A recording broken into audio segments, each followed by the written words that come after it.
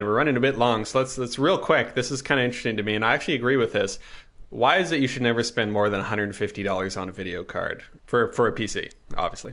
Yeah, I think PC has gotten a weird rap lately, and I sort of blame some enthusiasts who think it's cool to build like Fast and the Furious styled rigs of, with 67 graphics cards and, liquid cooling and lots of lights. I am two generations back at this point. I'm respectable. But as far as I was looking right at you, and you know it. So you just be quiet. But as far as like, if you have a box that sits in your office, your den, your bedroom, your kitchen, there's no way to actually pimp it. I'm just saying right now that doesn't exist as far as I'm concerned. You cannot pimp something that sits hydraulics in your den. You can put hydraulics on a beige box.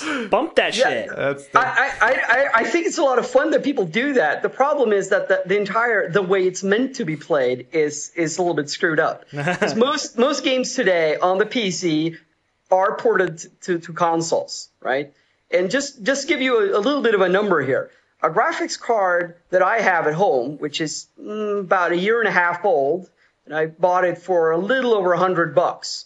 It has 800 pipelines, and my 360 has 48 of them. Ha! Suck it, 360. Okay, so that's how much faster my crappy, cheap graphics card is. And since most of the games are going to be ports anyway, or roughly at the same level, you're getting an awesome machine for some very cheap bucks.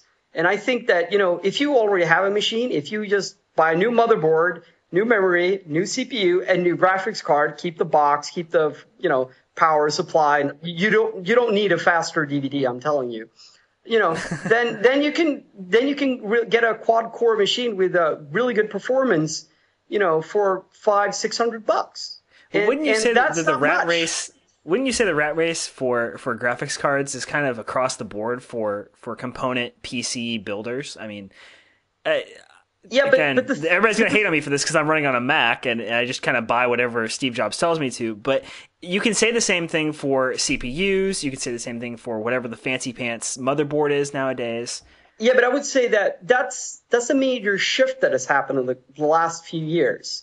And that's what we can see with the PlayStation 3 hasn't been very successful. It is more powerful, but it's not about power anymore.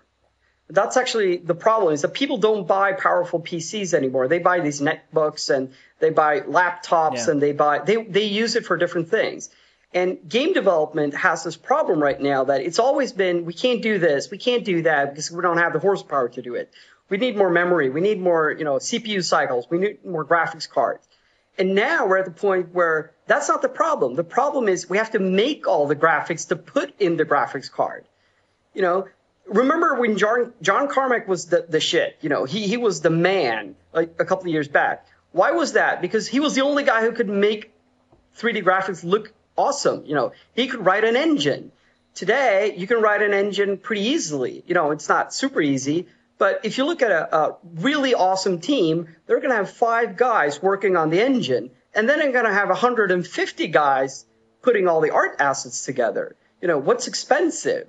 It's going to be the art assets, right? Mm-hmm. So I think there's a sort of a major shift, and that's why right now all the developers and all the publishers, they would hate to see a new console generation.